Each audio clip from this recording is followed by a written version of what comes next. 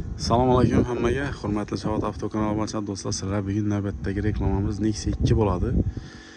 Videoning boshidan ma'lumotini berib o'taman. Nexia 2miz 2009-yilda ishlab chiqarilgan.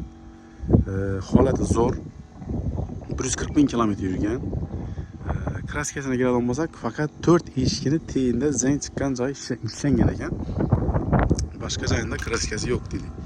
Holati zo'r. Sonus propan gazlari bor. Toza chexollar qo'yilgan.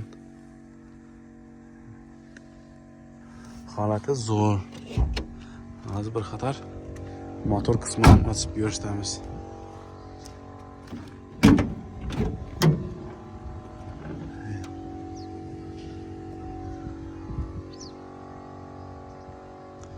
Sonus motor 2009-yilda ishlab chiqarilgan. Kraskasi faqat shu zang joylari ishlangan ekan. Eshikning teylari tak bosh bu yopiq ekan. Propan gazlari bor. Plus 4 balon paket qo'yilgan ekan. Balonlar paket 4 sam. Holati zo'r.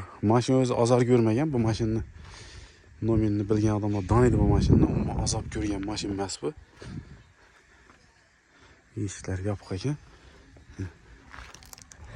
Xullas, Nexia 2 izlagan obunachilar shu videoni tashlab qo'yamiz. Prostoy propan gazi va 2009-yilda ishlab chiqarilgan, 140 ming kilometr yurgan.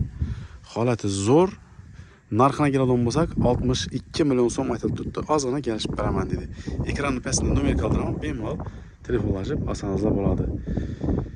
Kanalga yangi bo'lsangiz obuna bo'lib qo'yamiz, like bosish esdan chiqmasin. Hammaga omad.